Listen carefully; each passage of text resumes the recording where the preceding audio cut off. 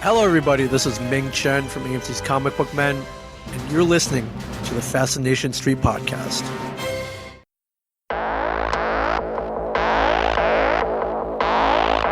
I believe that everybody has a story, and I'm fascinated to hear them. So come with me as we take a walk down Fascination Street. Welcome back, Streetwalkers. This episode is with Ming Chen. Ming Chen was one of the stars on AMC's Comic Book Men, which lasted for 7 seasons. And in this episode, we talk about how he got his start. We talk about how he met and befriended the director and writer of his favorite movie, which happened to be Kevin Smith, and how he's been working for Kevin Smith for the last 26 years. We talk about how he got into podcasting, the podcast studios that he has started, and even the gaming coffee cafe that he is a partner in Houston. We talk about all of that and more. Ming Chen was a super gracious guy. It was fun talking to him. I think you're going to enjoy this episode. And this is my conversation with AMC's Comic Book Man, Ming Chen. Yeah, talk to me, yeah.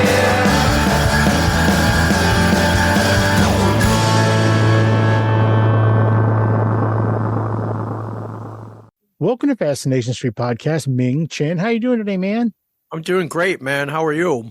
If I'm being honest, a little under the weather. Well, good thing you're inside. You're by yourself, and you're talking into a microphone that can infect anybody else, so you're good.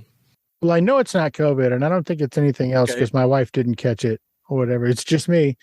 You know, COVID, not the greatest thing in the world, but there are a couple positives, and one, people will leave you alone. It's kind of nice. Oh, that's true. So, Ming, what I like to do is I like to talk about from the beginning, kind of where you were born and raised to how you got to where you are. It helps us understand the man you've become. Wow, we're going that far back? Yeah, we're going all the way back, man. Where were you born and raised, Ming? All right. Well, interestingly enough, I'm Asian, if you couldn't tell by the name. And whenever I meet people, they're like, oh, man, what's your background? I'm like, I'm Chinese. They're like, oh, man, where are you from? Hong Kong, Beijing, Taiwan, Shanghai, somewhere cool. I'm like, no, I was born in Cleveland, Ohio. Just start saying Wuhan. Yeah, Wuhan. Yeah, and then they'll leave me alone. No, I'm trying to make friends. Oh. Yeah, when I say Cleveland, they're like, oh, you always see that look in there. I was like, oh, that's kind of boring. Yeah, they're not as interested anymore. Born in Cleveland, Ohio, to an upstart engineer and an Asian mother, and just kind of went from there. I've lived in many places, 10 or 12 different cities. And while I hated moving, looking back, I think it made me a more well-rounded and open person. Ended up in my hopefully final but current destination of Red Bank, New Jersey, because of one Kevin Smith. So I've been here for 20 years. It's the longest I've been in one place in my life, and kind of like it here. So all that stuff you see in Kevin's movies and Clerks, Mallrats, Dogma, Chasing Amy, whatever, he made it look like fun, so I decided to stay. Rad. You said your dad was an engineer? Yeah, upstart engineer.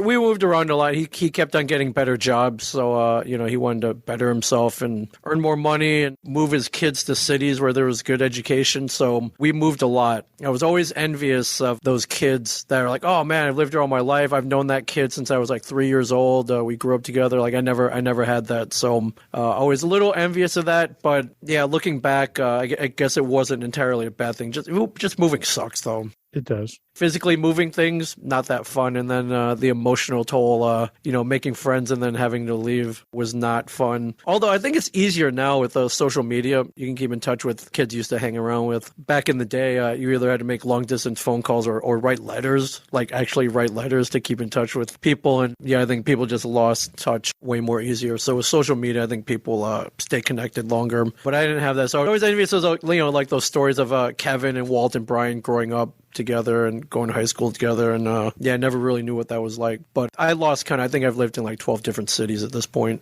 I'm with you on that moving around thing. I moved a lot growing up, but all inside the same town, all in San Antonio. And back then it kind of didn't even matter if it was moving from a different state or just the other side of town. Without social media like we have now, there was no way to keep in contact with any of those people. So I'm right there with you. Yeah. It was rough. Yeah, it stinks. People are always like, Facebook, Instagram, whatever, Twitter, it's evil. Not all of it's evil. Well, the cool thing about those things is that you get to pick and choose who you follow. And then on some of them, who follows you. Right. Or if you're like Mike Zapsik, you follow everybody. I remember I looked at his Facebook account once and he had like 4,000 friends. I'm like, do you know 4,000 people? Like 4,000, that's a lot of friends. And he was like, I just accept everyone's friend request because he didn't want to look like a jerk. I'm like, you don't need to do that. You know, do you want news feeds of somebody having a baby? And you're like, who the hell is this? I cued him and I was like, you know, you can start your own fan page and that way, you know, you can, people can follow you and you don't have to accept everything. So, dude, you don't need to follow 4,000 people, bro. Love it. Yeah, especially if you don't know any of them. Yeah. I have my own business, and some of the people I work for, there's a group of ladies, they're in their mid 80s. There's about 6 of them, and they have all been friends since elementary school. Wow. That's nuts, man. I'm so jealous. I can't even imagine that, forming that kind of bond and then liking each other that long. I think you just hit a point where if you know each other long enough, you can't possibly piss each other off anymore because you've done and seen it all at that point. After 80 years, they should be used to your shenanigans by then. Not crazy. I'm just so jealous. I'm like, way to go. Yeah. And every time I go to any of their houses, they're always telling me how the other ones are doing. Like, they talk every day. Yeah. With that in mind, I just realized I've known Kevin for about 27 years, Brian and Walt for 25, and Mike for just over 20. So, yeah, I guess we're stuck together now. Yeah, God willing, you'll get into your 80s and still know all these people. We'll see, man. I think those guys will be just as cranky and unbearable at 80 as they are now in their 50s. So, How is that possible? how is that possible? I mean, they act like 80-year-olds now, you know, those old people. Yeah, so then they're done. They already got there. They crossed the finish line to a cranky old man a long time ago. Yeah, I think they're just going to ride it out until their 80s. So, God willing. Love it. Oh, I find it a fascinating tidbit. Other people might not. The only person on TESD who's ever been on my show, Yes. Walt Flanagan, of all people. Wow, how'd you manage that one? Because he says no to everything. He says no to everything. Except when he needs to promote something. So I imagine no, just random. Yep. Wow. It was during COVID, and I reached out, and he was like, okay. And I was like, what the fuck? He said yes. And he was able to use Zoom competently. This was at the beginning of the pandemic, so I don't think I knew how to use Zoom yet. Okay. But I think it was just a phone call. Oh, okay. Yeah, I prefer this much better. I can see you. You can see me. Right. That was before. Oh, guess who taught me how to use Zoom? I can't even imagine who. Carol Baskin, What? The tiger? the tiger lady. Yeah. Really? Yeah. I reached out to her for an interview as soon as I saw, as soon as I started watching that show, I reached out to her and she was like, no, I'm not doing interviews. And then about 6 months later, I reached out again and she was like, all right, let's do Zoom. And I was like, I don't. Zoom, what's that? And you figured it out. No, I didn't figure it out. She was like, I'll walk you through it. And like, she showed me how to set up an account. She showed me and blah, blah, blah. And I got the free account at the time. And Yeah. I was like, it says only 30 minutes. And she goes, that's okay. If it cuts us off, I'll just call you back because I have the unlimited. I was like, oh my gosh, she was so sweet. Wow. That's amazing. So the Tiger Queen taught you how to use technology. That's amazing, man. And in that interview, I found out we were born in the same hospital. What? Wow. Isn't that weird? Very weird. Small world, my friends. Small world. So back to the illustrious Ming Chen. Is Yeah. it Clifford Ming or is it Ming Clifford? Cliff Ming Chen. My legal first name is Cliff. Not even Clifford, just Cliff. Just Cliff. Okay. It's like my dad's first name. His legal name is Steve. Not Steven, just Steve. Yeah, and you better get it right. You better get it right. Yeah. Well, no, if you call my dad Steve and you're one of his kids, you're going to get it. It's over. Okay. So what was the plan? You went to college and you were studying. I have no idea. What were you going to be when you grew up? I had no idea either. The goal was to get into college, which I did, but you always get those questions during high school. It's like, what college are you going to, and then what do you want to do? And I really had no answer for either of those. I figured I would get into a college. I preferred it would be away from home just because I wanted to experience life away from my parents in another city. But yeah, I had no clue what I wanted to do. Whenever anybody asked, I'd be like, you know what? Ideally, what I'd like to do with my life is I'd like to play video games and read comic books. And that was before that was a real job. Yeah, and they would laugh at me. Everybody would laugh at me. I was like, all right, that's funny. Most people would be like, no one's going to pay you to play video games. No one's going to pay you to read comic books. No one's going to pay you to love pop culture. Discouraging, sure. And, they're being realistic, but little did they know about 15, 20 years later, people get paid pretty well to do both. They do it well enough. So They don't even have to do it well. Yeah. All they have to do is kind of do it and be persistent at it. Yeah. So I had no clue what to do. So I had about 10 different majors. Each one of them I hated more than the last. Economics, chemistry, pharmacy, God knows what. And I really had no idea. So I was just kind of floating through college, just barely scraping by. I didn't have a goal. The things I was passionate about, they didn't have a major for. You couldn't major in esports, which you can now. You couldn't major in pop culture or creating comic books. I think you can kind of major in pop culture, and there are schools where you can go to create or make comic books now.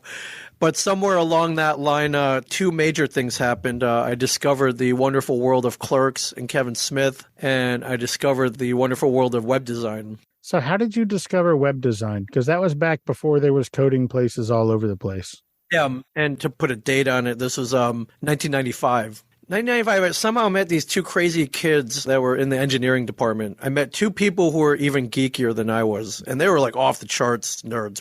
You did say they were in the engineering department. Yeah, for sure. So they were into coding. They were into all kinds of geeky stuff that was way above my level. But, we hung out with each other. And one day they showed me this thing. Like, hey, you ever heard about the World Wide Web? I'm like, what the heck is that? It's like, oh, man, sit down, check it out. There's special computers. And, they showed me the web browser. And I remember the thing that really got me hooked is, like, hey, you can look up news on here and build your own website. But check this out. They pulled up, it was a site that some dude in France had made. And all it did was when you loaded it up, I guess he'd scanned like 1,000 pictures from Playboy or something. So they were naked women. So you would pull it up and you get a random photo of a naked woman. It's like, okay, this is cool. Then you would hit this little button underneath that said recharge. And if you hit that, you would get another random photo of a naked woman. I'm like, holy crap. What did that button say? It said recharge. It was French. It was a French site. Recharge. Refresh in France, I guess. Oh, okay, sure.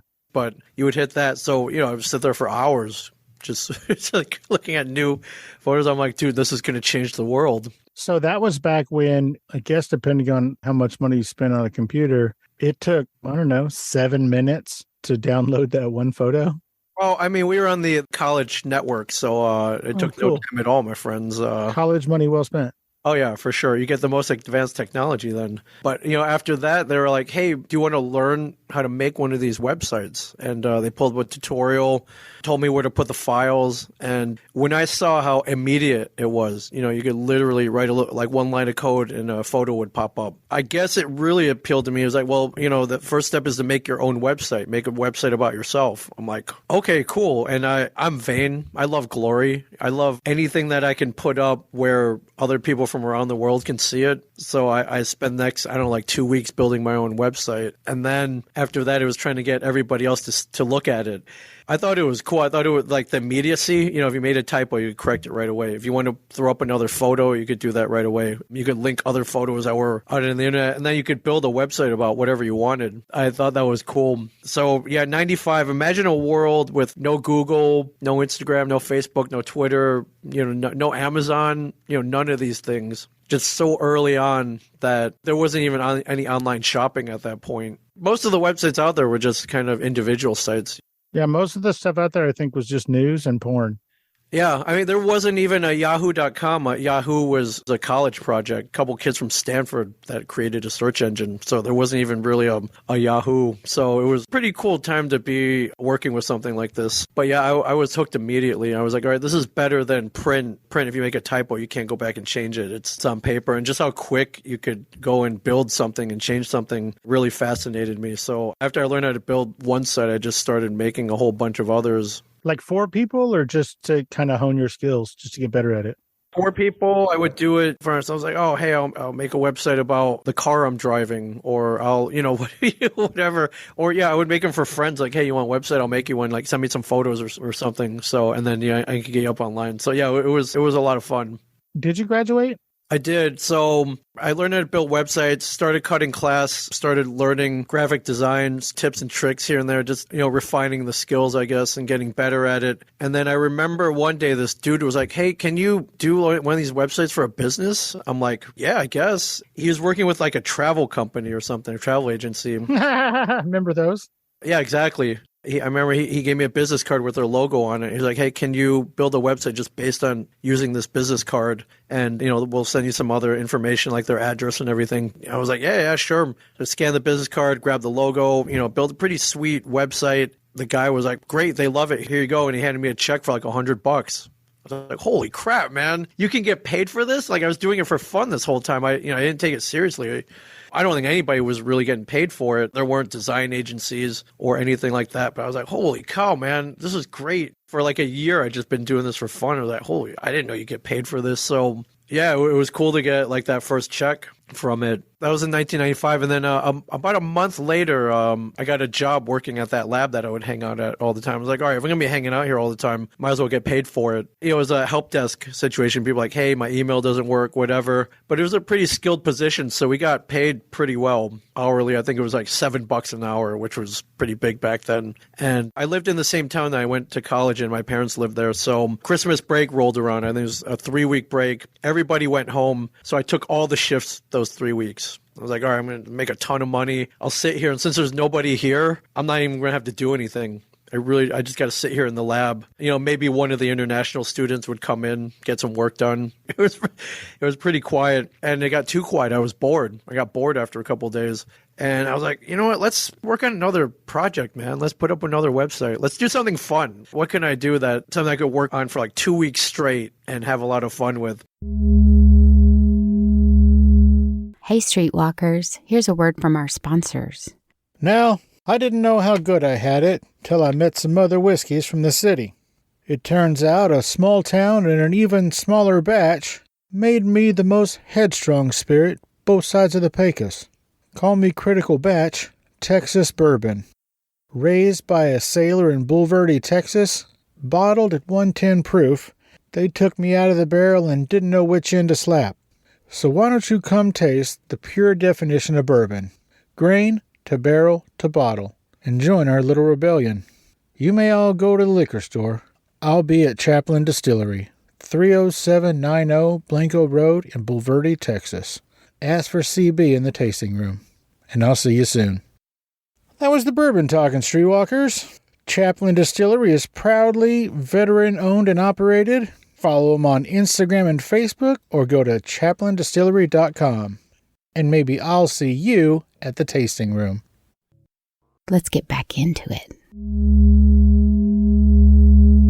Right around then was when I'd seen the movie Clerks. I was working a second job at a campus video store, and the movie Clerks had come in. I was supposed to check it in, catalog it, put it up on the shelf so people could rent it. But instead of putting it in the system, I looked at it and I was like, oh man, Clerks. I think I heard of this movie. I heard it was really funny.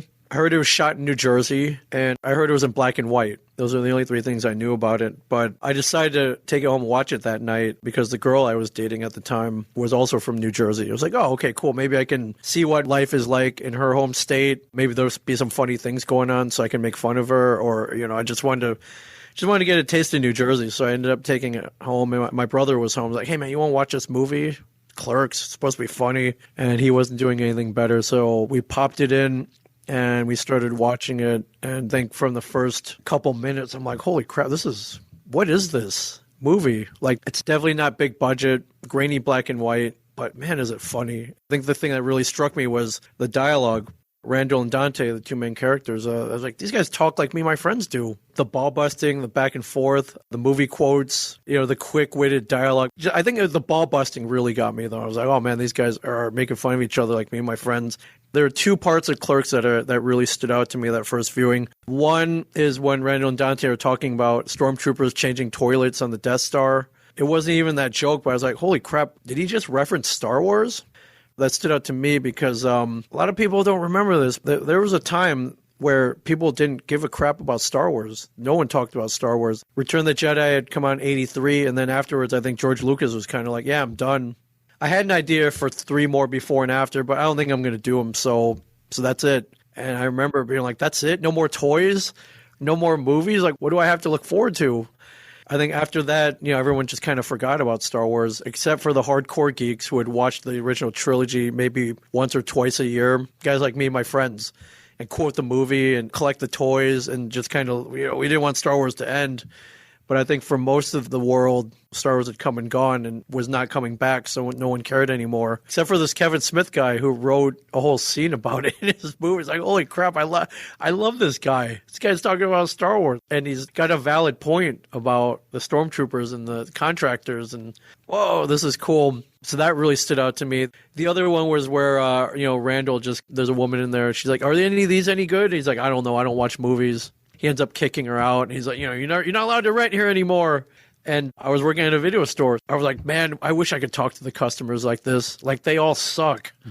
I wish I could come back at them like that, but I can't. I'm going to get fired. Customer's always right? You got to treat everybody with respect. But Randall didn't care. And I was like, man, I want to be that guy one day.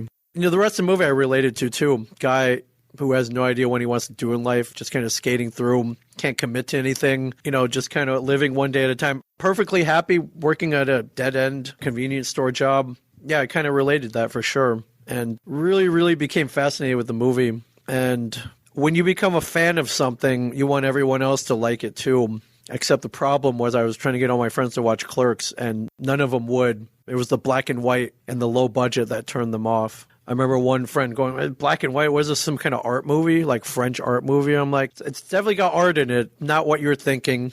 And it's not French, but it's pretty awesome. Yeah, none of them would watch it with me. And looking back, I really can't blame them. 1994, 95, if you look at the other movies that came out around that year, big budget, explosions, like stuff happens. And I remember they're like, what's the movie about? It's about two guys in a convenience store. And I don't know, there are a couple stoners outside the convenience store too. And they're like, yeah, we're not going to watch this. We're going to watch Pulp Fiction again. We're going to watch Stargate. We're going to watch Forrest Gump. Any number of big budget movies where stuff blows up. So I was dying. I just wanted to have a conversation about Clerks and its meaning and everything that happened. I wanted to quote the movie and have people get it. And it all fell on deaf ears. So I was like, well, how can I channel this fandom?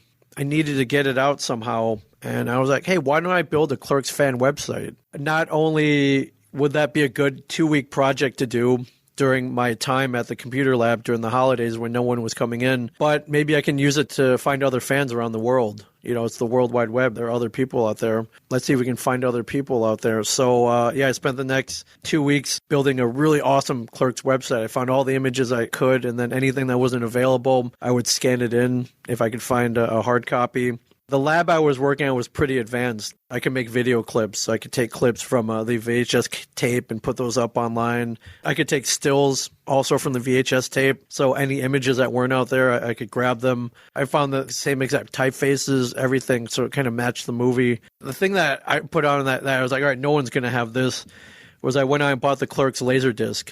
If anybody remember Laserdiscs out there, the precursor to DVD, and the special edition had all these cut scenes that had been cut out of the movie. It had a music video that never really aired, and it had a lost ending. I was like, oh man, I'll grab all those and put them on my website too. That'll really increase traffic. That'll really make it like the best Clerks website ever. Built a pretty sweet site. My goal of having other fans contact me came true about my email address on the bottom. So people would email like, hey man, I saw your site. I love that movie. Wasn't it funny when Dante gets hit over the head with a loaf of bread? Or yeah, how about that weird dance that Randall does? Like, oh yeah, man, that was cool. Who's this Kevin Smith guy? Pretty awesome. So I started meeting friends around the world. About maybe 2 months after I put the site up, I got an email. And the email basically said, hey, took a look at your site. It's really cool. Also, I work with Kevin Smith. He saw it. He loves it. Can you give him a call tomorrow at this number? And I remember the ending of that email said, this is a real email. I'm not, this isn't fake. Check the number. You'll see it's really us. Give Kevin a call tomorrow. I was like, holy crap, that's cool. And I cross-referenced the number. I had a 908 area code. I was like, all right, that's New Jersey. That checks out. Later on, it dawned on me, though. I was like, oh, man, maybe he wants to talk to me because I conveniently forgot about a thing called copyright law in this country. And you're not supposed to be putting clips and stuff that you don't own where it can be readily accessible, I guess. So I was like, crap, man, maybe he's telling me to take the site down. And I was like, it was doing so well. I was getting good traffic. I was having fun with it. But I was like, you know what? Even if that's the case, if it's Kevin and that's what he's calling for, at least I'll get to talk to him. Maybe I'll answer a couple questions. I'll apologize. But it'd be pretty cool because up until then, I never met anyone famous. So he asked me to call him at noon. So I remember at 11:59, Picked up the phone, dialed the number, and I'm nervous, and the phone's ringing, and it picks up on like the second or third ring, and I hear on the other line, hello. It's kind of slurred like hello. I was like, hi, my name is Ming. I got an email yesterday. Kevin told me to call him at this number at this time. Is he there? And the voice like, no, he's not here right now. I was like, can I leave my name and number? And so I did, and we hung up. I was like, oh, man, that stinks. I remember the other thought going through my head was, man, that voice that picked up sounded a lot like that Jay guy from the Clerks movie. It was, in fact, Jason Mewes who picked up the phone. I don't know why he was being the receptionist that day, but he picked up the phone and was like, well, okay, that's cool. I got to talk to Jay. That's awesome. And then about 10 minutes later, my phone rang, picked up, I was like, hello. And on the other end was, hey, man. I knew it was going to start with, hey, man. Yeah, right. And it was a happy hey, man. So I was like, okay, maybe this isn't all bad news. I was like, hey, what's going on? Long story short, he said he saw the website. He loved it. I believe his exact quotes were like, wow, man, it was like you put a magazine on the internet. You put a magazine on the computer screen, but except that magazine was all about clerks. Like, I love what you did. This is really cool. I didn't know this was possible. Like, this is really, really awesome. I love what you did. Can you do more? I'm like, more websites? He's like, yeah, I'm making more movies. I'm starting a production company. When I saw your website, I kind of mapped out a whole thing that I would love to, if you could replicate it and put it up on this website thing, I think it would be really cool. I think this internet thing's going to take off. I'm like, yeah, absolutely. So he's like, all right, 1, give me your address, and 2, check your email later on today. I'm going to send you a whole kind of outline of what I want on this website. Like, let's go. I was like, okay, cool. And then I hung up and I was like, holy crap, did that really happen? This is awesome. Like, all those hours of skipping class and spending behind a computer and learning how to code and build websites, I think it just really, it's about to pay off. I'm about to work with somebody that I really admire, a guy who created a movie that I really, really liked. And we're going to do more. And this is awesome. So that night he sent me an outline of what he wanted. And then since I gave him my physical address, I remember the next day I got a knock at my door. I'm like, who's that? Open the door. FedEx guy is there. Kevin had FedExed me a bunch of original stills from Clerks and Mallrats, a bunch of other stuff that was like really rare. Programs from the Cannes Film Festival, handwritten notes, like all this stuff. The View Skew logo, the original logo with Vulgar the Clown and the corset and fishnets, like all this stuff. Like, wow, man. It was cool. Getting that box of stuff was like, it was as if George Lucas sent me a box like, hey man, we had an extra lightsaber laying around here, take it. Like, to me, that's how important it was. Did he want all of that back? No, he specifically said in the notes, like, keep if you like. There were Post-it notes that said keep if you like on it. Do you still have it? Still have it, yeah. It's in a binder. Yeah, artifacts and still one of my most prized possessions, which was pretty cool. The Mallrats ones were 8 by 10 stills, full color. They were nice because they had a budget. But the Clerks ones were 3 by 5 black and white pictures. They came from somebody's like disposable camera or something. So it was really, really cool.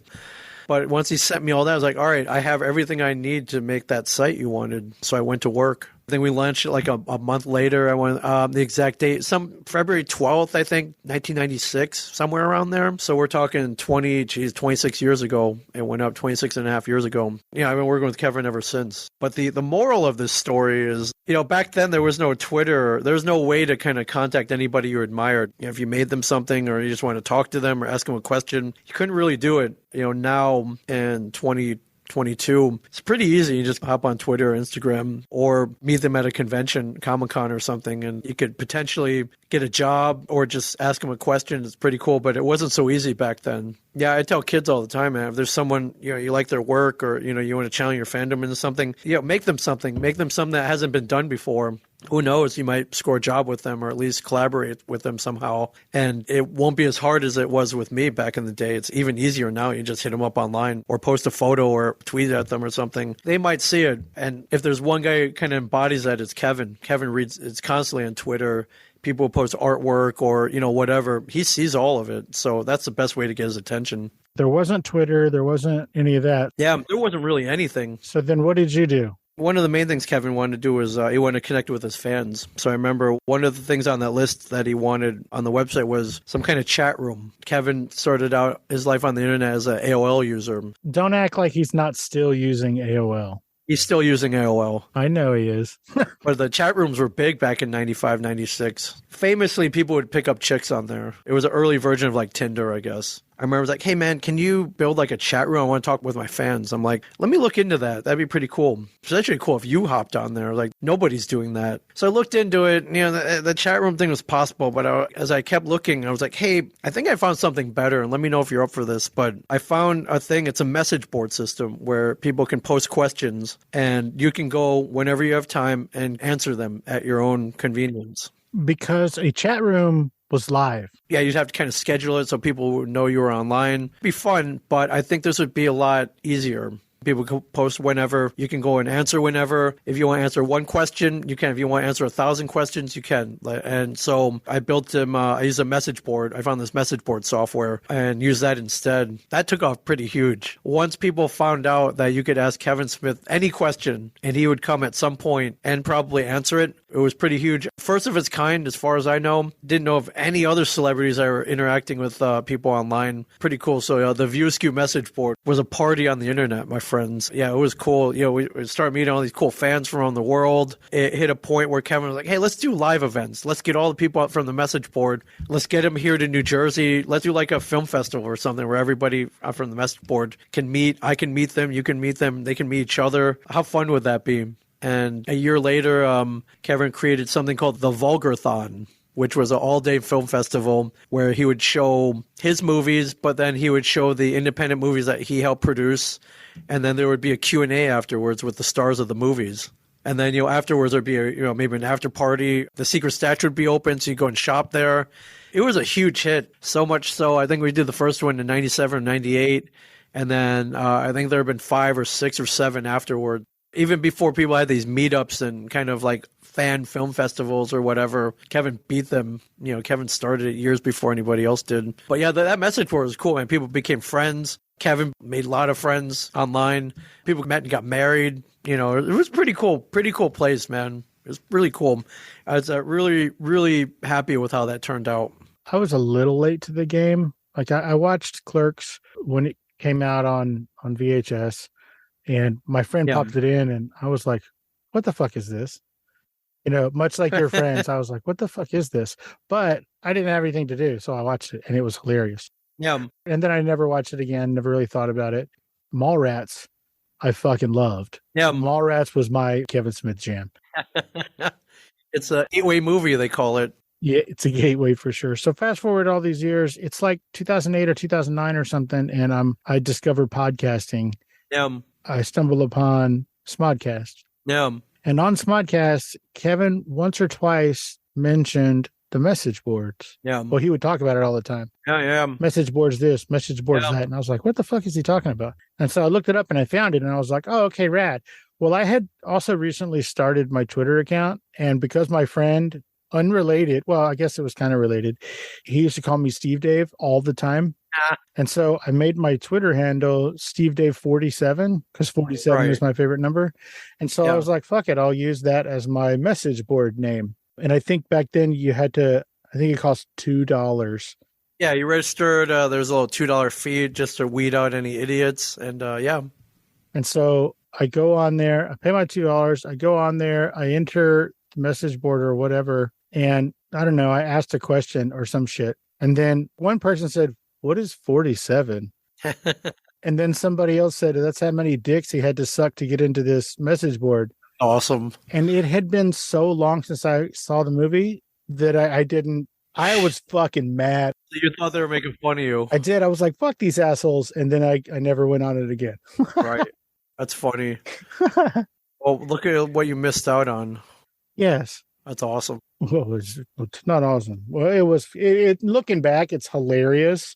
I watched the movie again probably a year and a half later, and I was like, oh, they weren't being dicks. That's right. Yeah. I'm the dick because I didn't get it. Right. That's funny. Hey, Streetwalkers, here's a word from our sponsors. So I ran into previous guest of this show, Chris Gronkowski, the other day, and it went a little something like this. Hey, Steve. Hey, Chris. Hey, you know what sucks? When I get done with my workout at the gym, my protein shake's not cold anymore, man. It's room temperature. Weird. I haven't run into you at the gym lately.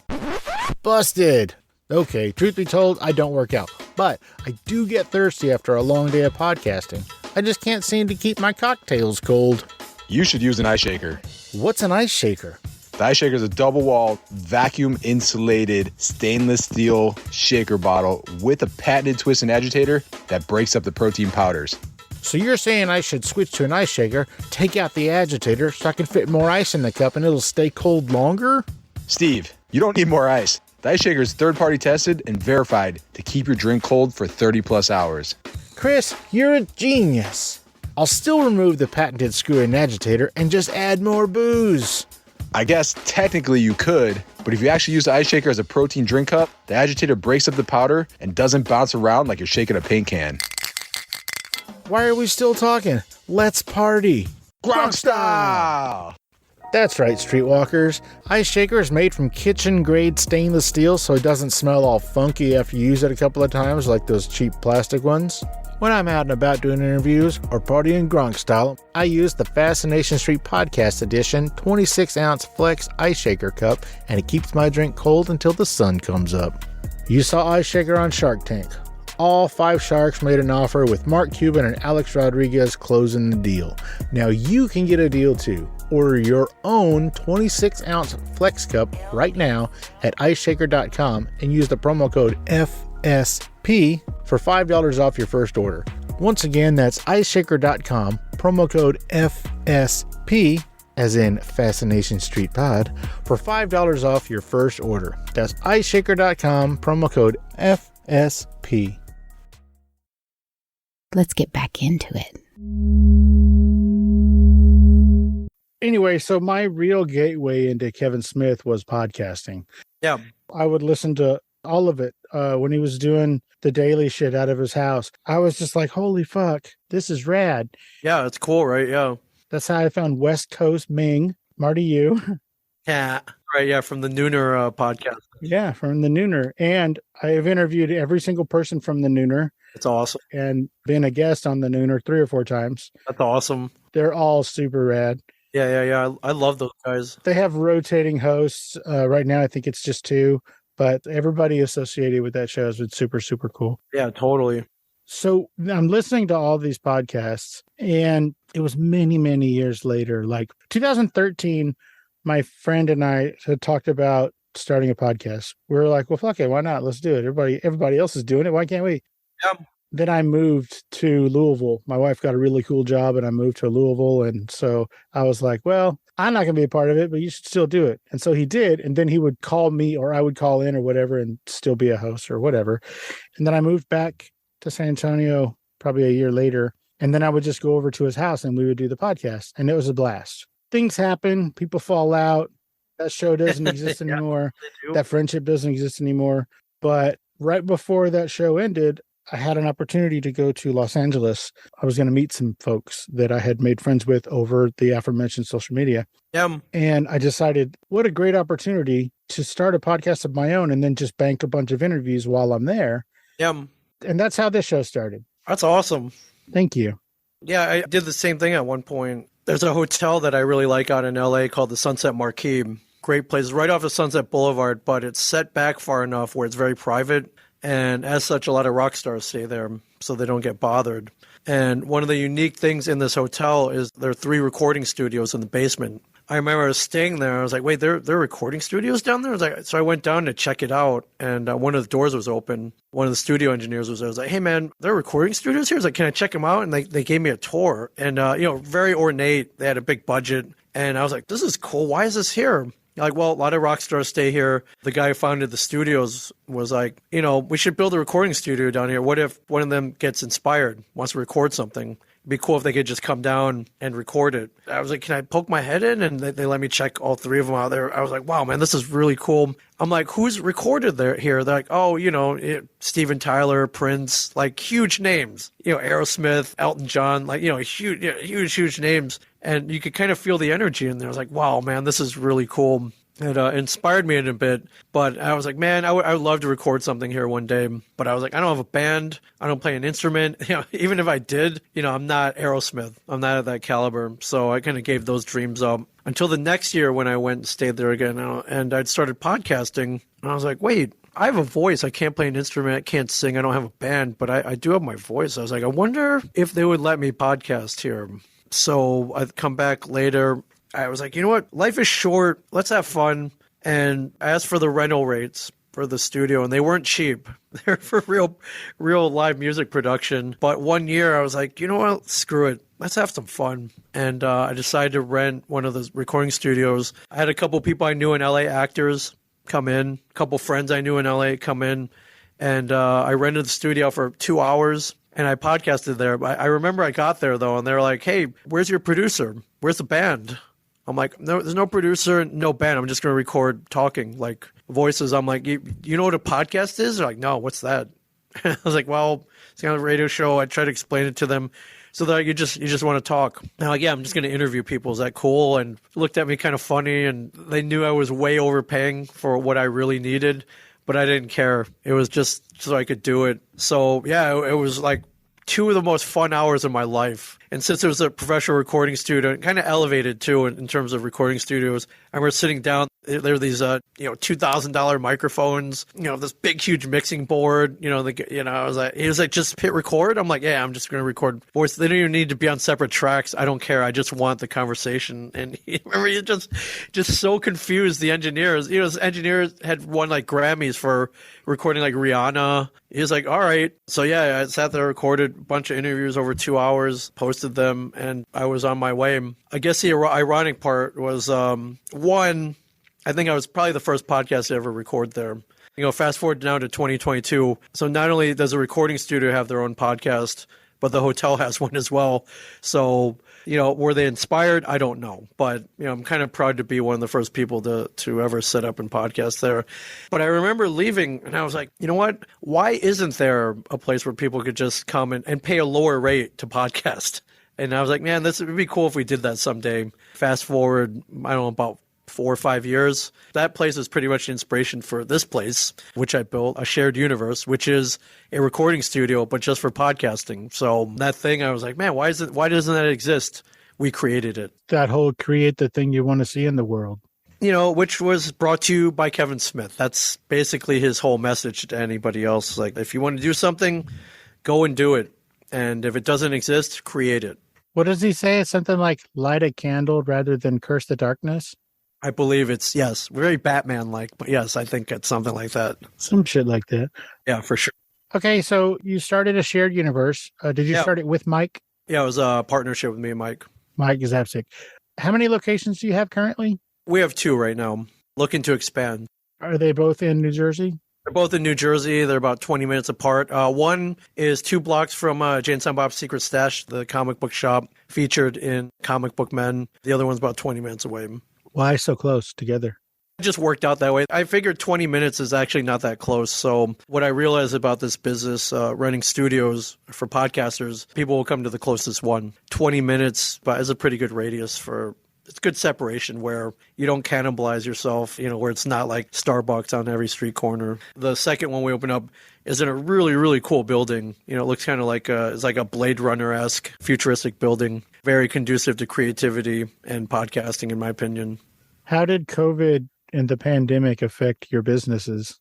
Great question. I clearly remember the day back in March 2020. We had all kind of seen it coming, but they broke in, whatever TV station I was watching, it broke in, and the governor of the state came on and announced everything had to be shut down, no businesses, no in-person anything, no commerce whatsoever. Whatever you're doing, you shut it down. Now, the studio was kind of built on the foundation, or one of the tenets was that we were going to bring people together physically. I was like, man, how sad is that? Everyone's on their phone. No one sees each other anymore. We're going to be the one thing where we bring people together. They're going to talk face to face, interact in the best way that you can interact in the same room, and talk about the things that they loved.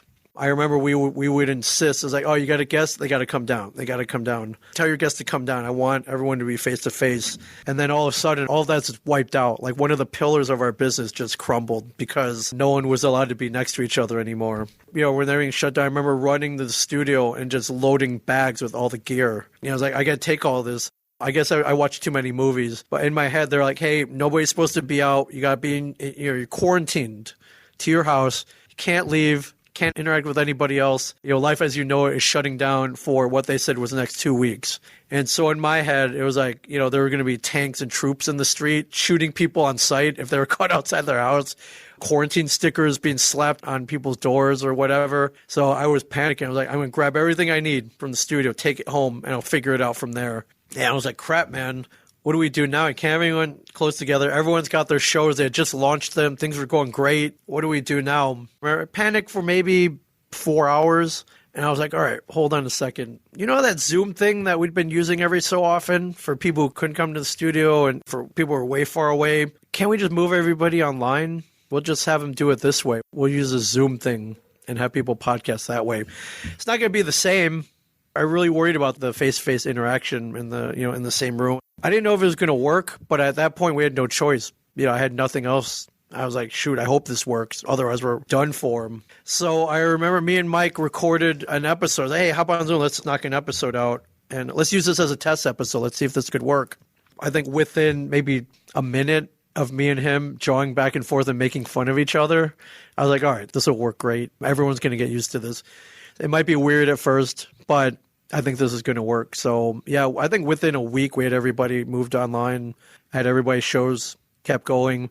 There were a couple of technical challenges at first. I think most people had cameras built into their laptops, but the audio quality and, say, hey, you're muted or, just getting connections, strong connections, making sure people didn't drop out. That took a little bit. But pretty much as the whole world shifted to Zoom, either for work or for whatever interactions became pretty commonplace. Not only did everybody come back, all of our regular podcasters, we got a lot of new ones too. We got a lot of those people who be like, hey, I've been thinking about starting a podcast, but I didn't have enough time or, they didn't have that push to do it. And now that they had nothing else to do, they're like, hey, I think I'm going to start that podcast. Can I do it without leaving the house? Like, absolutely. Just all I need is some email addresses. I'll send out some invites. I think our business actually increased during the pandemic because, all people were fascinated with podcasts and we showed them how easy it was. Not only that, but, when you're trapped in a house, maybe you were with your family. A lot of people were by themselves and they need to interact with somebody else. And I think podcasting kept them sane. It was a way for them to talk to their friends, maybe interview a guest, talk to other people, and stay in touch and not feel so trapped. And I think it helped out a lot of people mentally, me especially. I mean, it definitely helped me out, be able to talk to all these people on a daily basis and kind of have a purpose too. We're running a business, trying to keep it alive. But I think it made a lot of people happy being able to podcast during that time as well. So yeah, I really were able to take, one of the most negative things that's ever happened in history and turn it into a positive thing, not only for me, but for a lot of other people. Well done, man. Yeah.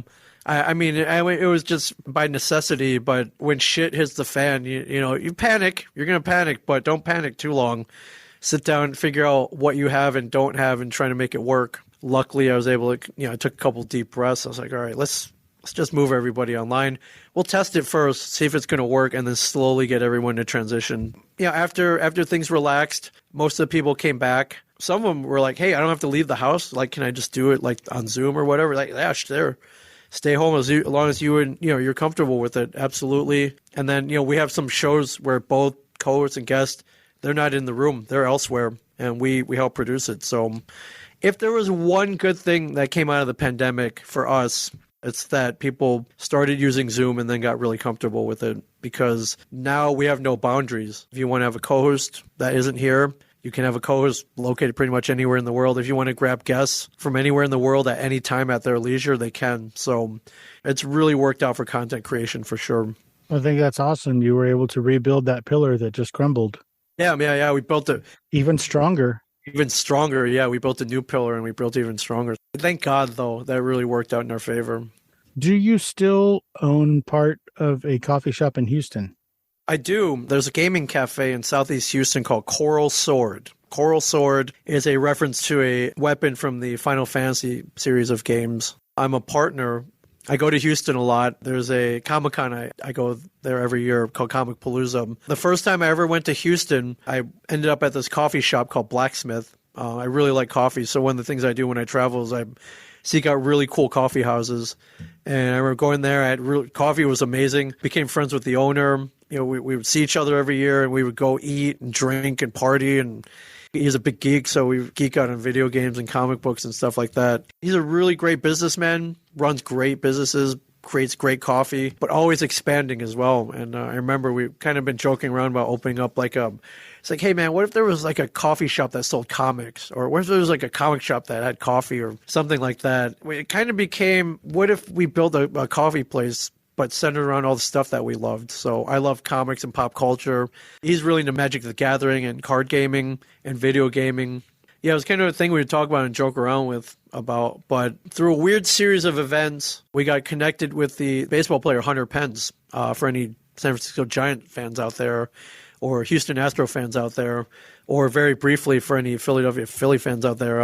Really great baseball player, but a really great guy, first and foremost, but also a resident of Houston in the offseason. And my business partner, David, became friends with him. And then Hunter would come in every day and drink coffee. They befriended each other because we found out Hunter Pence, huge Magic the Gathering player, probably at the point where he could play professionally. And he caught wind of our ideas. Like, hey, what's this I hear about you doing a gaming cafe, comics, pop culture? I want in. Whatever it is, I want in. So he became one of the partners as well. Took a couple of years, but found a space, built it up, and in February 2018, it opened up. So kind of a combination of all the things that we love centered around coffee. So video gaming, card gaming, board gaming. There was a comic book library in there. Hunter, big Twitch streamer. And he's like, hey, let's build a streaming booth in there as well. Can we find room for a streaming booth? So there's a pretty high-end streaming podcasting booth in there as well. So it has really combined everything that we love into one place. And for anybody who is in Houston, passing through Houston, thinking about going to Houston, I believe it's a must-visit destination. Wow. Check you out. Yeah, it's pretty cool. Must-visit destinations are really cool. I think I was in Cincinnati. I don't remember where it was. I think it was Cincinnati. Yeah. And I had heard Kevin Smith talk about this speakeasy, the faux business, if you will, was like a videotape rental store. Right. And then if you knew what the hot movie was, you pull it and then a door opens and there's a bar back there. Yeah. I went and interviewed that guy. Yeah, that's awesome. I had that guy on my show just because it was so rad. Ming, holy moly. Where did the time go? These things always fly. They do. Well, Ming Chen, thank you so much for taking the time out of your busy day and your hectic schedule to hang out and let us get to know you a little bit better on Fascination Street, man. I really appreciate it. Thanks for welcoming me to Fascination Street, my friend. Really appreciate it. Is there anything we didn't talk about or I didn't ask you about that you specifically wanted to talk about? I think that's pretty much it. If you watch Comic Book Men, thank you, first and foremost. I go to a lot of Comic-Cons, the other half of my life right now besides podcasting.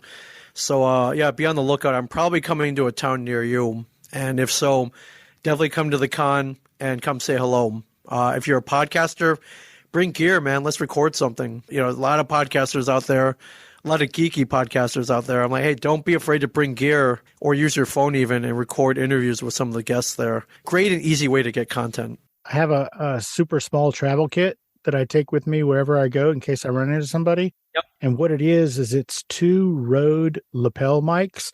Yep. And an adapter, and they both plug into my phone, and then bam, Everybody gets a mic and we're all good. It's great. Done. Instant podcast studio. It's great. It's fantastic, and it fits in your pocket. Yeah. Ming Chen, you are a badass.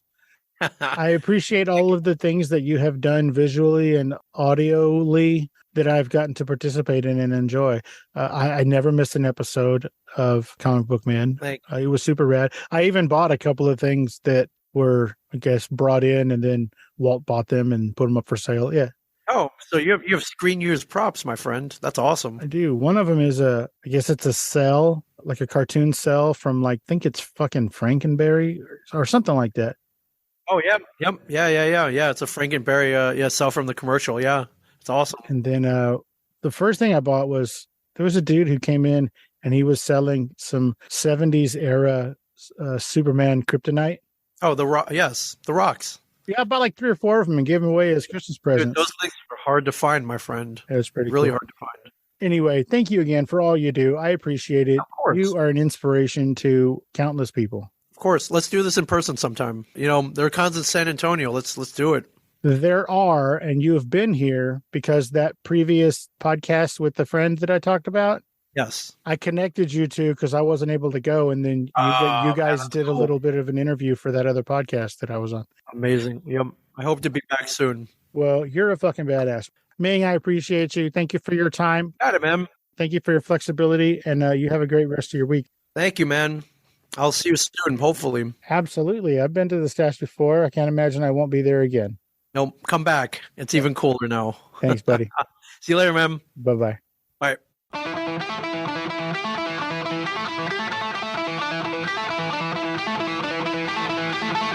Opening music is the song Magnolia from the 2001 album Intransigence, used with permission from Douglas Miles Clark. Closing music is from the song Say My Name off the 2021 album Underdog Anthems, used with permission from Jack's Hollow. If you like the show, tell a friend. Subscribe and rate and review the show on iTunes and wherever else you download podcasts. Don't forget to subscribe to my YouTube channel. All the episodes are available there as well. Check me out on Vero at Fascination Street Pod and TikTok at Fascination Street Pod. And again, thanks for listening.